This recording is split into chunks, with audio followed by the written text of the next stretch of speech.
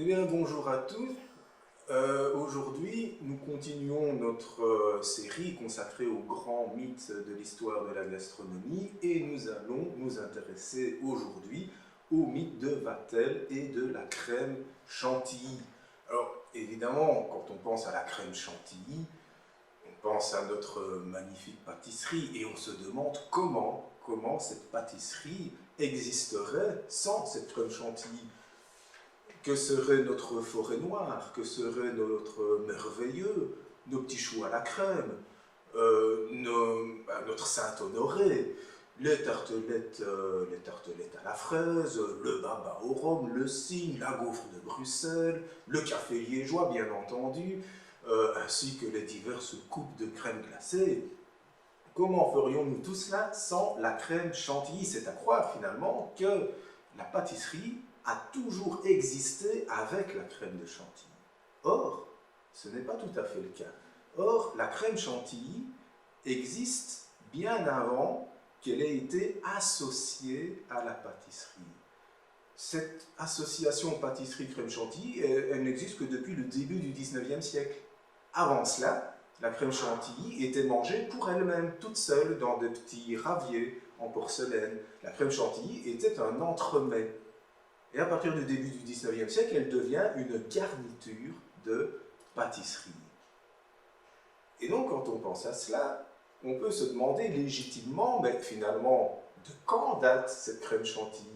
À partir de quand les cuisiniers, les pâtissiers se sont mis à battre de la crème pour en faire une crème aérée, épaisse, sucrée, aromatisée également? Depuis quand fait-on cela? Eh bien, si on se réfère aux livres d'histoire, si on se réfère au site internet, on nous parle souvent d'une histoire qui revient tout le temps. On nous dit que c'est un certain François Vatel, maître d'hôtel de Nicolas Fouquet qui était au XVIIe siècle, sous le règne de Louis XIV, le surintendant des finances et un des hommes les plus riches du royaume de France. Et ce serait donc ce François Vatel qui invente cette crème chantilly à l'occasion des grandes fêtes qui ont eu lieu pour l'inauguration du nouveau château de Nicolas Fouquet en 1661. Et donc ces fêtes sont réputées pour avoir été les fêtes les plus fastueuses, les plus fabuleuses, extraordinaires qui aient jamais été organisées dans le royaume de France, en l'honneur bien entendu du jeune et déjà très puissant Louis XIV. Mais, nous dit-on, cette crème fouettée a eu beaucoup de succès, mais on ne lui a pas donné de nom. On lui a donné un nom 10 ans plus tard. 10 ans plus tard, toujours le même François Vatel, qui a dû changer d'employeur parce que Nicolas Fouquet s'est retrouvé en prison. Donc François Vatel travaille désormais pour le Grand Condé, un autre grand personnage du royaume de France. Et en 1671, le Grand Condé reçoit Louis XIV. Et voilà notre François Vatel qui organise à nouveau d'immenses, de grandes fêtes en l'honneur de Louis XIV dans le château de Chantilly. Et il décide de refaire cette crème fouettée qui a eu tant de succès 10 ans plus tôt. Et comme elle n'a pas encore de nom, cette fois-ci, on décide de lui donner un nom en l'honneur du château dans lequel on est. Le château de Chantilly, ce sera donc la crème à la chantilly. Alors, que penser de cette histoire? Dit-elle la vérité? Ne dit-elle pas la vérité? En fait, quand on va dans les documents historiques, on se rend compte d'une chose. Dans aucun document historique, on ne parle de crème fouettée, ni dans le château de Nicolas Fouquet, ni dans le château du Grand Condé. Dans aucune de ces fêtes, on ne parle de crème fouettée. Alors, est-ce que cette histoire de François Vatel fait bien partie de la véritable histoire ou est-ce une légende et un mythe? C'est ce que nous allons voir maintenant. Dia suivante. Nous voyons ici en fait une scène du film Vatel avec Gérard Depardieu, où il est justement en train de préparer sa crème fouettée dans le château de Chantilly. Bon, là, évidemment, c'est un film, on ne peut pas dire que ce soit une véritable source historique. Alors, la crème fouettée a-t-elle bien été inventée en 1661 par François Vatel au château de Vaux-le-Vicomte de Nicolas Fouquet? Poser cette question-là revient à se poser la question quand a été inventée cette crème fouettée, cette crème à la chantilly. Alors, tout d'abord, un petit mot sur ce qu'est la crème à la chantilly. Pour obtenir une crème à la chantilly, il faut fouetter vigoureusement la crème. Ça fait entrer des toutes petites bulles d'air dans la crème et ça la fait gonfler. Et on obtient ainsi une crème fouettée. Pour que ce soit une crème à la chantilly, il faut en plus y mettre du sucre. Et en plus y mettre, ça c'est pas obligatoire, mais on peut y mettre quelques aromates, de la fleur d'oranger, de l'eau de rose, enfin du café, thé, chocolat, absolument tout ce qu'on veut. Mais l'important, c'est que ce soit cette crème aérée et sucrée. Alors, depuis quand fait-on cette crème aérée? On peut dire finalement que ça fait 5000 ans qu'on en fait. Pourquoi? Parce que tout simplement, la crème fouettée, c'est une étape intermédiaire de la fabrication du beurre. Comment fait-on du beurre? On prend de la crème, on fouette la crème, ça gonfle, on continue à fouetter, ensuite ça retombe, et puis le beurre se forme. Donc depuis qu'on fait du beurre, on fait de la crème fouettée. Mais quand on regarde les documents historiques, on s'aperçoit que ça n'intéresse personne. Cette étape intermédiaire, cette crème qui gonfle, n'intéresse absolument personne dans aucun recueil de cuisine jusqu'à une époque relativement récente. On ne parle de cette crème fouettée. On fait du beurre, oui, mais la crème fouettée, on ne s'y intéresse absolument pas. Tiens, ça c'est quand même étrange. Pourquoi? Pourquoi est-ce qu'on ne s'intéresse pas à cette crème fouettée? Pourquoi arrive-t-elle si tard? En fait, pour bien comprendre ça, il faut se remettre dans le contexte culturel et gastronomique des époques anciennes. Et on s'aperçoit qu'on a commencé à s'intéresser à la crème fouettée quand les produits laitiers ont commencé à devenir vraiment très à la mode. Parce que dans les époques très anciennes, les produits laitiers ne sont pas bien considérés. Si on remonte à l'Antiquité gréco-romaine, les produits laitiers ne sont pas valorisés du tout. Oui, ils sont un petit peu valorisés par les philosophes qui considèrent que les produits laitiers représentent l'alimentation simple, humble, des travailleurs de la terre qui se contentent de peu. Donc dans le système philosophique antique, ça c'est plutôt bien vu.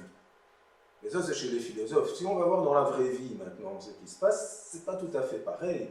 Oui, c'est une alimentation humble, mais justement une alimentation de pauvres. Donc pas du tout valorisée. En plus, dans cette antiquité gréco-romaine, on fait un lien entre les produits laitiers et la vie sauvage. Et oui, les produits laitiers, ça vient des animaux, les animaux qui sont élevés, mais à cette époque-là, qui sont élevés en semi-liberté. C'est-à-dire qu'ils sont élevés dans un contexte presque sauvage. Pour un Romain, pour un Grec, un travailleur, un laboureur n'a pas le même statut qu'un éleveur. Un laboureur, c'est quelqu'un qui est complètement dans la civilisation, parce qu'il travaille la terre. Tandis que l'éleveur, il est moitié dans le monde sauvage, moitié dans le monde civilisé. Et il mange des laitages. Et ça, c'est considéré comme assez sauvage.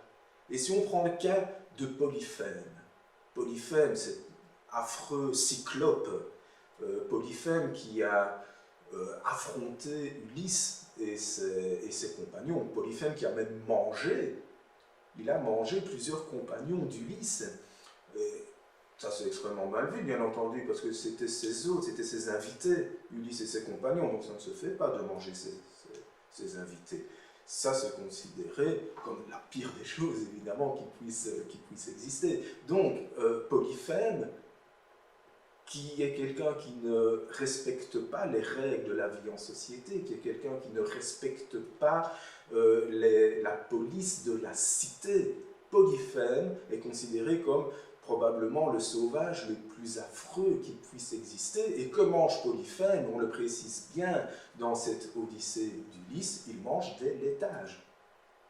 Donc on fait le lien entre les produits laitiers, l'alimentation humble et pauvre, et le sauvage. Donc il n'est pas étonnant de s'apercevoir que dans cette société antique, grecque et romaine, les laitages interviennent extrêmement peu dans la haute cuisine, dans la cuisine des plus favorisés. Et cette manière de voir, dia suivante, cette manière de voir perdure tout au long du Moyen-Âge. Au Moyen-Âge, on continue de considérer que ces produits laitiers sont des produits de deuxième catégorie. Et au Moyen-Âge, comme à toutes les autres époques, bien entendu, ce qui se trouve dans l'assiette d'un individu dépend énormément de sa condition sociale, mais aussi des conceptions médicinales de l'époque. Et au niveau de la condition sociale, c'est tout à fait clair. Au Moyen-Âge, il y a une partition nette des protéines animales au sein de la population. Aux plus pauvres, aux plus humbles, ce sont les protéines animales des laitages, et aux plus riches, ce sont les protéines animales de la viande. Les plus riches, c'est la viande, les plus humbles, c'est le fromage. Donc cette connotation péjorative sociale perdure tout au long du Moyen-Âge. Et alors, au niveau médicinal, les médecins s'intègrent complètement dans ce point de vue-là, étant donné que pour les médecins, les laitages, ce sont des aliments lourds, difficiles à digérer, des aliments terrestres, c'est-à-dire que pour les estomacs délicats des nobles, des aristocrates, pour ces estomacs délicats, ce n'est pas possible de manger ces produits qui sont très lourds et très difficiles à digérer.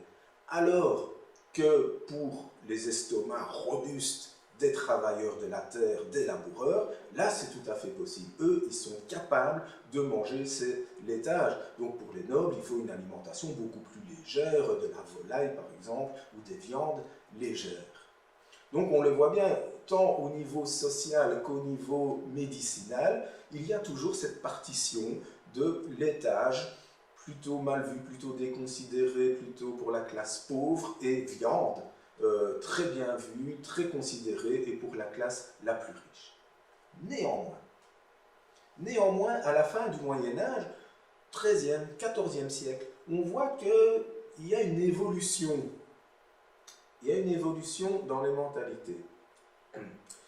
Les mentalités sont en train d'évoluer au Moyen-Âge. On avait vu que dans l'Antiquité, les philosophes avaient une perception tout à fait positive des laitages, parce qu'ils correspondent à une vie humble. Dans le christianisme, c'est la même chose. La religion chrétienne considère que la viande représente la force, mais aussi la violence et la sexualité. Donc on n'aime pas trop ça. Et donc dans les monastères, par exemple, il est tout à fait défendu de manger de la viande, en théorie. Je ne dis pas qu'on n'en mangeait jamais, mais en théorie, on ne pouvait pas en manger. Donc, il est tout à fait logique que dans les monastères, on ait développé une véritable culture du fromage, qui existe encore aujourd'hui. D'ailleurs, ce n'est pas un hasard si aujourd'hui les monastères continuent à être des grands spécialistes du fromage. Ça a commencé à cette époque-là, ça a commencé au Moyen-Âge. N'oublions pas aussi qu'au sein de la population, l'Église a imposé un calendrier, ce qu'on appelle le calendrier liturgique, entre les jours gras et les jours maigres. Les jours gras, on peut manger de la viande, les jours maigres, on ne peut pas manger de la viande. Mais par contre, on peut parfois manger du fromage. Donc il y a toute une partie de l'année où on ne peut pas manger de viande, mais où on peut manger du fromage. Donc ça valorise quand même un peu le fromage, et tout cela fait qu'il y a un début de culture du fromage au XIIIe, XIVe siècle. Il y a des artisans de plus en plus spécialistes qui réalisent des fromages de meilleure qualité, qui sont même parfois destinés à l'exportation. Donc on voit qu'il y a un marché du fromage qui commence à se développer à la fin du Moyen-Âge et qui fait évoluer les mentalités par rapport aux produits laitiers. Ça commence vraiment à ce moment-là. Et déjà au XIIIe, XIVe siècle, on commence à parler de fromage en fonction de leur Origine. Après le vin, le fromage est le deuxième produit qu'on apprécie pour son origine. On parle du parmesan de Plaisance, on parle également du fromage de Brie ou du Brémont de Touraine. Ce sont là des appellations qui sont très appréciées. Et donc, on a des artisans qui proposent des produits de meilleure qualité et des produits qui vont se retrouver, bien entendu, sur la table des seigneurs, ce qui n'était probablement pas du tout le cas avant. Désormais, au XIIIe, XIVe siècle, sur la table d'un seigneur, on peut avoir un morceau de fromage au cours du repas. On peut avoir une fondue de fromage. Mais aussi, le fromage entre de plus en plus dans la cuisine, dans la haute cuisine, dans la gastronomie des seigneurs. En Italie, au cours de ces XIIIe, XIVe siècles, on commence à associer le fromage, le parmesan par exemple, avec les pâtes et le beurre. Pâtes plus beurre plus fromage. Ça n'existait pas avant et pourtant ça a perduré jusqu'aujourd'hui. On commence à ajouter du fromage dans les farces pour les saucisses, dans les farces pour les tourtes, pour les pâtés, ainsi que dans la farce de l'épaule d'agneau farcie, qui était un grand classique de la fin du Moyen-Âge. Donc on voit que le fromage est de plus en plus à l'honneur. Et pas que le fromage, le lait aussi. Ça peut paraître étonnant parce que le lait est éminemment corruptible. Donc il faut avoir toujours du lait très très frais pour pouvoir le cuisiner. Mais on voit apparaître des tas de recettes crémeuses, laiteuses, comme par exemple la fromentée, qui est ce fameux plat à base de grains de blé qui était très apprécié au sein de la noblesse à la fin du Moyen-Âge, et plat dans lequel on ajoute du lait avec ce blé. Il y en a également dans des recettes de flan. Le flan est un dessert qui commence à être très très à la mode, ainsi que des crèmes de type qu'aujourd'hui on appellerait crème anglaise. Donc voilà des tas de recettes dans cette haute cuisine seigneuriale qui font intervenir des produits laitiers. Ça c'est tout à fait nouveau et ça fait évoluer les mentalités. Et au XVe siècle ça continue. Et au XVe siècle on a même un auteur italien, Pantaleone da Confienza, qui écrit tout un ouvrage entièrement consacré au fromage. Ça c'est quelque chose qui n'a jamais existé avant, et qui n'existe même pas pour d'autres aliments. Voilà qu'on ne nous parle que de fromage, et lui il est très, très enthousiaste vis-à-vis des fromages. Lui il a fait le tour d'Italie, il est allé en France, dans l'est de la France, il avait un travail diplomatique, donc ça lui permettait de beaucoup voyager, et il a pu goûter des fromages dans tous les pays, et il a pu apprécier chaque fromage en fonction de son terroir. Et ça, c'est quelque chose de tout à fait nouveau à l'époque de parler des laitages de cette manière-là. Dire suivante. Et nous arrivons donc au XVIe siècle, où le processus continue. De plus en plus de produits laitiers dans la cuisine. On commence même à s'intéresser au contraste des textures. Et là, je ne résiste pas à l'envie de vous présenter cette tourte. C'est une tourte feuilletée. Ça, c'est tout à fait nouveau à l'époque, au XVIe siècle, le feuilletage. Cette tourte feuilletée, c'est-à-dire croustillante. Il faut bien imaginer qu'à l'époque, le croustillant est une sensation très très rare. Seules les classes les plus privilégiées pouvaient bénéficier de cette sensation de croustillant. Chez les pauvres, on mange des aliments bouillis, c'est-à-dire des aliments mous. Ici, on est dans le croustillant. Et comme farce, à l'intérieur de cette tourte, on a une farce tout à fait crémeuse, en deux couches. Une première couche avec des épinards et du parmesan, et une deuxième couche faite d'œufs et de fromage frais, avec un peu de gingembre. Et donc, il faut imaginer pour la première fois la sensation d'un seigneur qui a croqué dans cette tourte, avec le croustillant à l'intérieur, le moelleux à l'intérieur. On voit bien qu'il y avait une grande recherche gastronomique chez les cuisiniers pour offrir ces nouvelles sensations et intégrer ce moelleux, ces goûts tout à fait ce moelleux, j'ai bien dit, ce moelleux dans la gastronomie. Et là, je peux dire que cette tourtelin, je la réalise de temps en temps pour des invités, et c'est chaque fois, encore aujourd'hui, c'est chaque fois un immense succès. Dia suivante. Et on s'aperçoit au cours du XVIe siècle que non seulement le fromage entre dans la cuisine, le lait entre dans la cuisine, mais également la crème entre dans la cuisine. Et en 1532, là on est dans une édition de Pantagruel de Rabelais, on est dans la secte, toujours un peu particulier chez Rabelais, on est dans la secte des gastrolâtres, les gastrolâtres qui vénèrent le dieu Mandus, que nous voyons ici. Et pour vénérer leur dieu Mandus, ils préparent des festins. Et dans un de ces festins, nous avons une crème de... nous avons une neige de lait. Une neige de lait. Tiens, qu'est-ce que ça peut bien être, cette neige de lait? Lui, il ne l'explique pas. Ça, c'est le problème avec Rabelais. Rabelais cite toujours beaucoup de recettes, mais ne dit jamais de quoi sont faites ces recettes. Mais là, on est en 1532.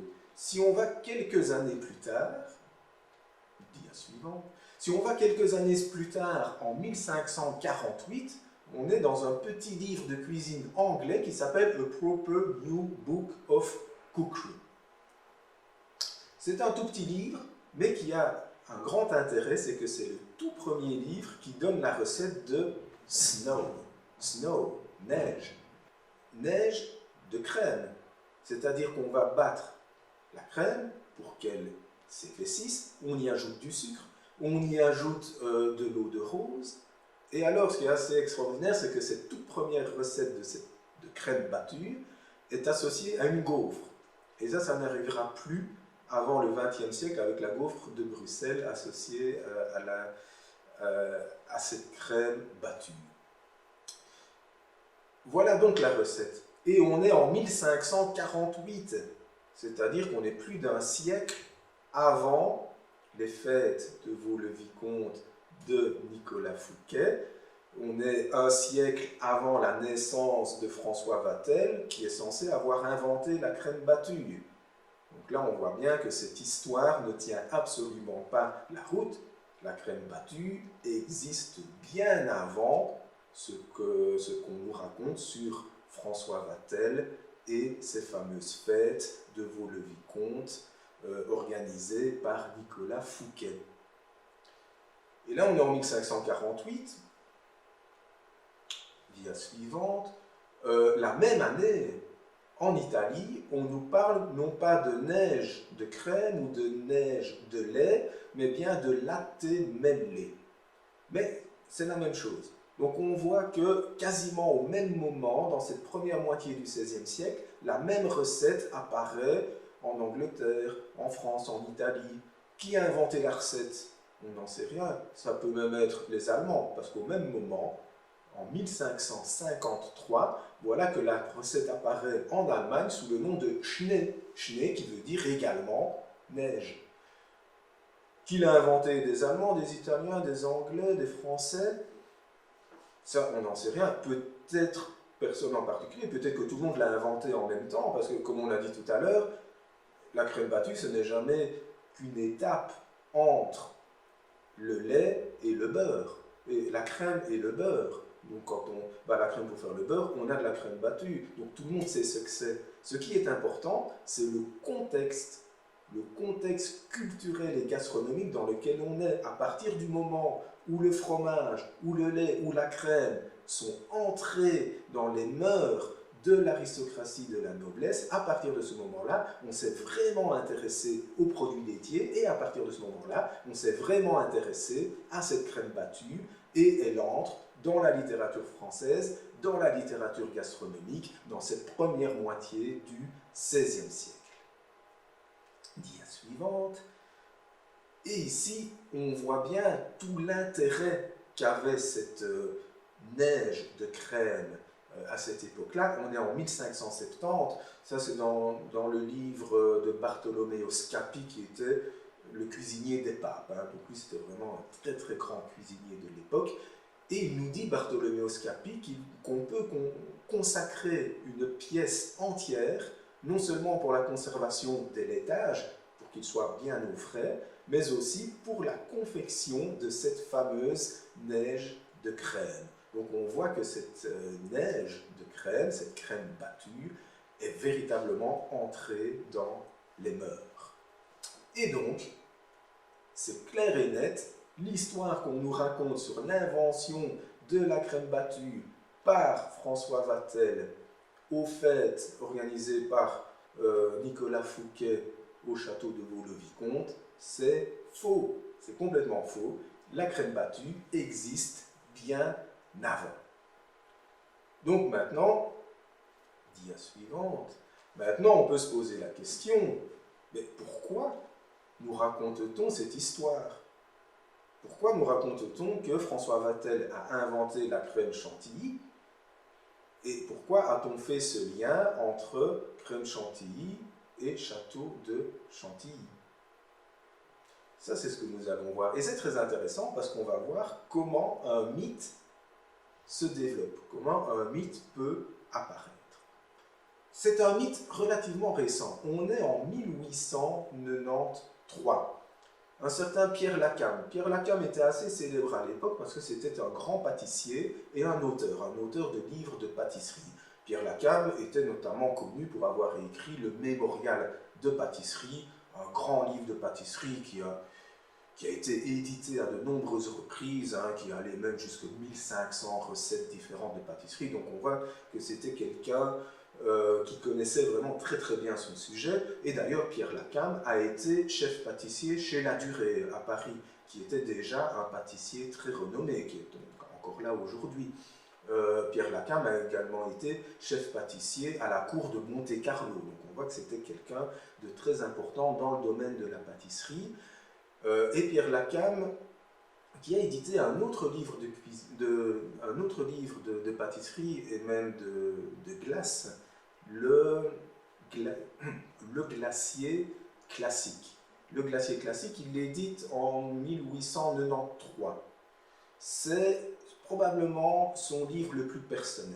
C'est le livre dans lequel il fait part de toute son admiration pour les pâtissiers anciens, pour les pâtissiers du passé. Et c'est un livre dans lequel il parle beaucoup de sa passion pour les livres anciens. Pierre Lacam était un collectionneur de livres anciens et il avait pas moins de 700 livres de cuisine et de pâtisserie anciens qui allaient jusqu'au XVIIe siècle. Donc c'était une très très belle collection. Et Pierre Lacam veut rendre hommage à tous ces pâtissiers qui ont fait l'histoire. Il rend hommage, bien entendu, à Antonin Carême. Antonin Carême est considéré comme le plus grand pâtissier de tous les temps et qui a travaillé au tout début du XIXe siècle. Il rend également hommage à Nicolas Appert. Nicolas Appert, c'est exactement la même époque qu'Antonin Carême. Nicolas Appert qui était un confiseur et qui a inventé la méthode de l'appertisation, c'est-à-dire de la boîte de conserve. Il rend également hommage à un certain Procope. Procope est italien d'origine et est le tout premier à avoir ouvert un café glacier à Paris dans la deuxième moitié du XVIIe siècle. Il rend hommage à tous ces personnages et au milieu de tous ces personnages se trouve François Vatel. François Vatel qui, dit-il, a inventé la crème à la chantilly au château de Vaux-le-Vicomte. Et il raconte toute l'histoire qu'on a racontée tout à l'heure, c'est-à-dire qu'on n'a pas encore donné de nom à cette crème-là en 1661 au château de Vaux-le-Vicomte, mais qu'on va donner ce nom de crème à la chantilly 10 ans plus tard aux fêtes du château de Chantilly. Il raconte toute cette histoire-là, mais on se demande vraiment d'où il sort cette histoire, parce que ça, il ne le dit pas. Il n'existe aucun document qui parle de cette histoire-là. On est quand même plus de 200 ans après les faits, donc c'est assez étonnant. On se demande, mais d'où vient cette idée-là? Pourquoi est-ce qu'il écrit ça? Lui ne le dit pas, évidemment, et on ne connaît aucun texte avant lui qui parle de cette histoire-là. On a l'impression que c'est lui qui invente cette histoire-là. C'est l'impression qu'on a. Qu'il invente, oui, mais qu'il invente quand même sur base de quelque chose. Mais sur base de quoi? On s'aperçoit dans l'histoire qu'il raconte, et qu'il nous parle de François Vatel. Ça veut dire qu'au XIXe siècle, François Vatel est un personnage connu. Et ensuite, on voit qu'il fait le lien entre le nom Crème à la Chantilly et le château de Chantilly, et François Vatel. Il fait un lien entre ces trois éléments-là. Pourquoi? Tout d'abord, d'où vient ce nom de crème à la chantilly? On avait laissé l'histoire de la crème à la chantilly au XVIe siècle. Au XVIe siècle, on appelait cette crème-là, la crème battue, la crème fouettée, on l'appelait pas crème à la chantilly, on l'appelait neige de crème. Ça, c'est au XVIe siècle. On arrive au XVIIe siècle, au début du XVIIe siècle, en France, on voit des nouveaux noms apparaître. Crème battue, crème fouettée, crème façonnée, toujours pas crème à la chantilly. On arrive dans la deuxième moitié du XVIIe siècle, c'est-à-dire à l'époque de François Vatel, et un peu après.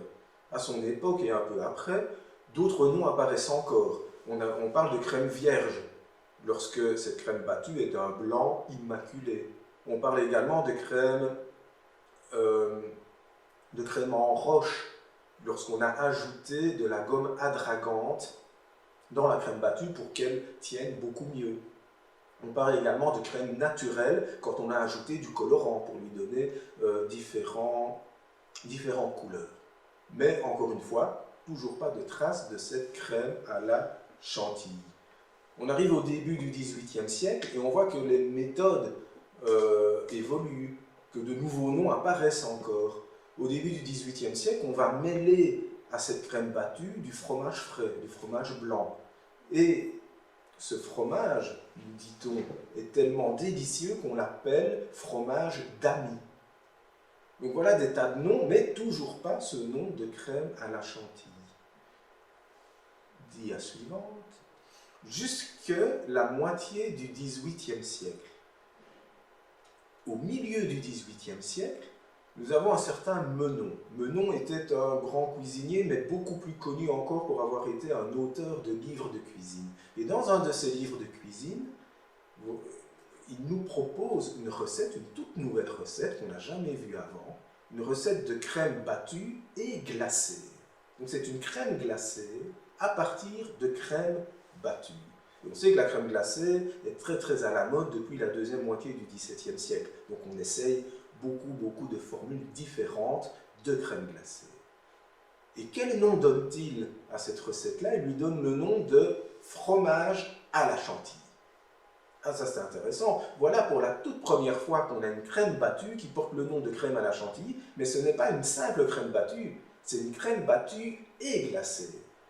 Et pendant les 50 années suivantes, uniquement la crème battue et glacée porte le nom de crème à la chantilly. La crème battue, tout simplement battue et non glacée, elle porte le nom de crème battue, de crème fouettée, de crème vierge, etc. Tous les noms que nous avons cités auparavant. Ça c'est intéressant, mais ça ne nous dit toujours pas pourquoi on l'appelle à la chantilly. Menon donne ce nom de fromage à la chantilly, mais il ne nous explique pas pourquoi. Ça serait trop facile. Il ne nous explique pas pourquoi. On va donner une explication 30 ans plus tard, en 1780. En 1780, c'est le Grand Dossi. Le Grand Dossi, lui, c'était un auteur de l'époque qui a écrit la première grande histoire de l'alimentation française. Le Grand Dossi nous parle de ce fameux fromage à la chantilly, et il nous dit, on a appelé, on change de dia, il nous dit, le Grand Dossi, on a appelé cette crème, ce fromage, qui est en fait une crème glacée. Il faut savoir qu'au XVIIIe siècle, on appelle les crèmes glacées fromage. Donc, on a appelé cette préparation fromage à la chantilly parce qu'on l'a proposé pour la première fois aux fêtes de Chantilly en 1720. Ah, ce sont donc les fêtes de Chantilly de 1720 et non pas celles de 1671, comme nous dit la légende, comme on le raconte aujourd'hui. Et que s'est-il passé au cours de ces fêtes de Chantilly, qui n'ont pas tout à fait eu lieu en 1720, mais en 1722. Le Grand aussi s'est un tout petit peu trompé de date, mais ça, c'est pas trop grave. Ça a été effectivement de très très grandes fêtes organisées à Chantilly à l'occasion du sacre de Louis XV. Donc, Louis XV était parti de Paris pour arriver à Reims, c'est à Reims qu'on sacrait les rois de France, et sur son chemin, il passe par Chantilly, où vivait l'arrière-petit-fils du Grand Condé, et qui reçoit Louis XV et qui organise des fêtes absolument fabuleuses. Et c'est à cette occasion-là, d'après le Grand aussi, qu'on aurait servi pour la première fois cette crème fouettée et glacée. En fait, et oui, il attribue la création de cette crème glacée et fouettée à Procope, dont on vient de parler, au fils Procope, donc le fils de celui qui a créé le premier café glacier à Paris au XVIIe siècle, qui était présent à Chantilly au cours de ces fêtes. Alors, quand on vérifie dans les sources, on s'aperçoit que Procope était présent au cours des fêtes, mais pas à Chantilly, à Villers-le-Cotterêts, non pas ce jour-là, mais la veille, parce que au cours de son voyage, Louis XV est passé de château en château, il logeait dans un château différent presque tous les jours, et à chaque fois, on avait droit à une grande fête. Donc, le Grand aussi s'est un petit peu trompé de lieu. Procope était effectivement présent.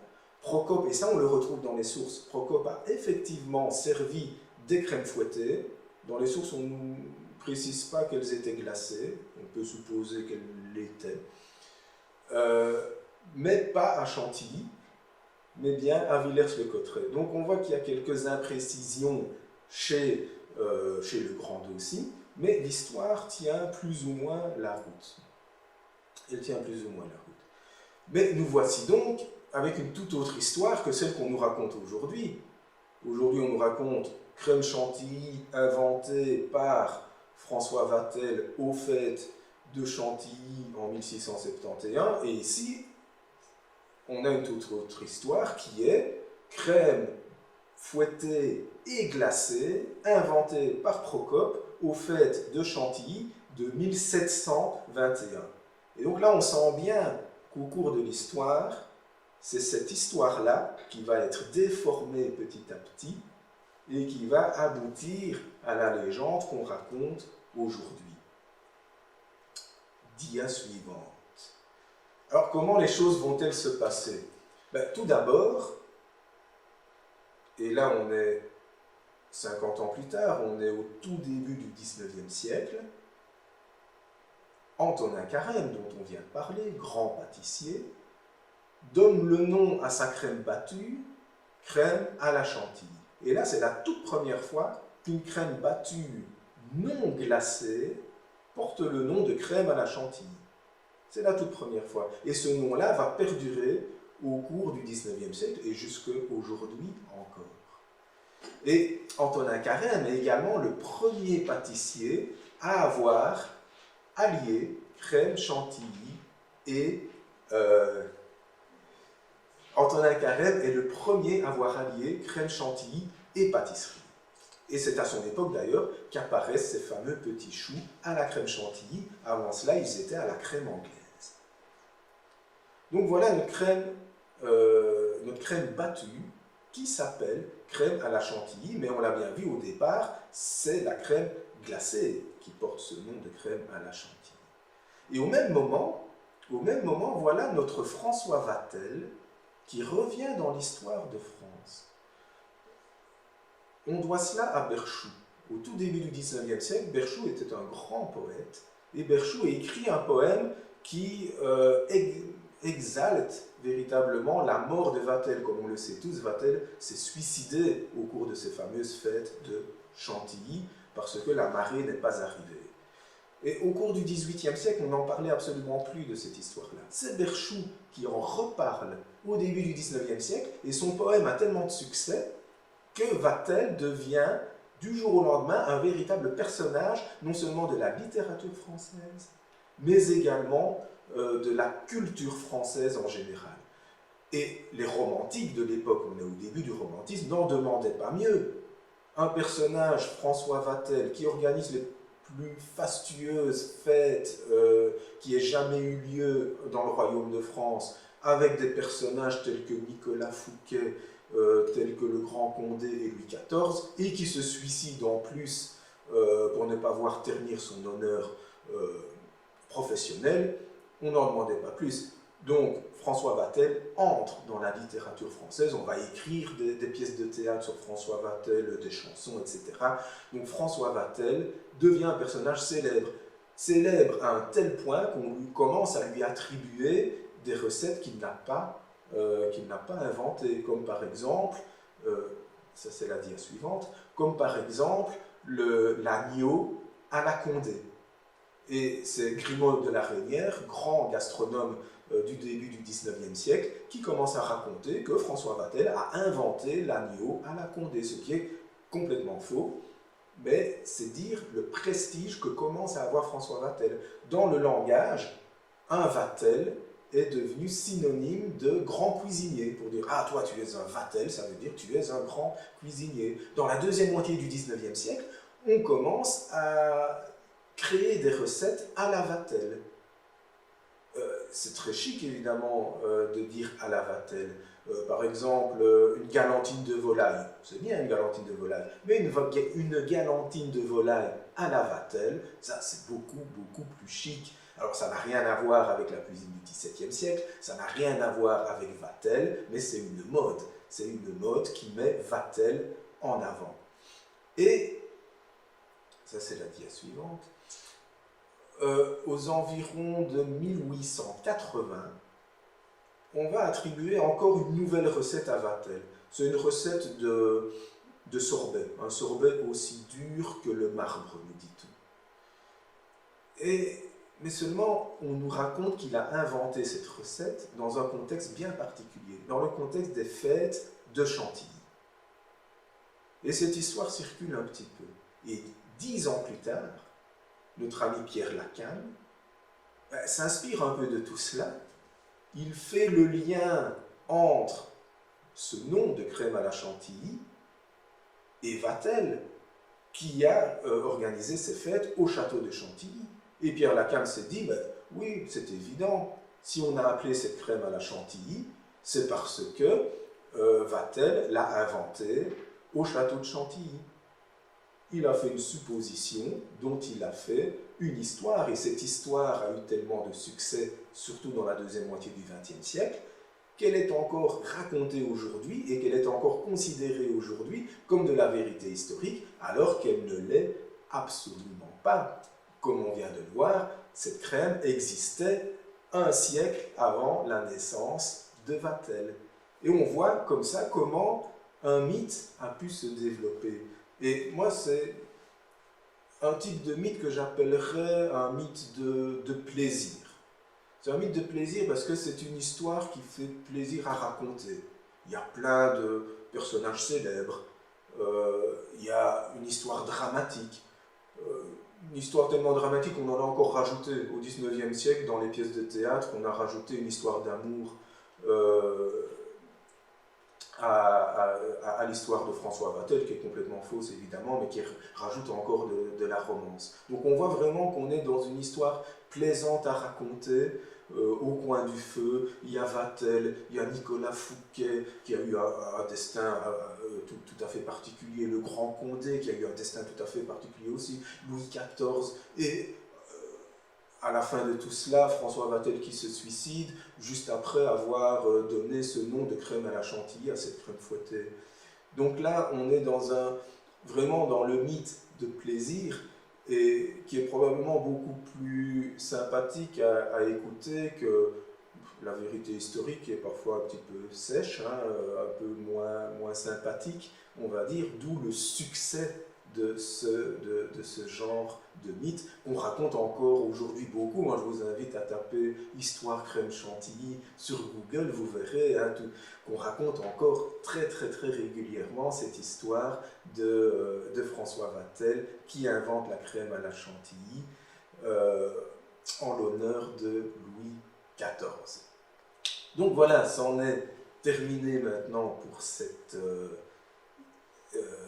histoire du mythe de François Vatel et de la crème à la chantilly. Je vous donne donc rendez-vous pour la suite de notre cycle. Merci beaucoup, à bientôt.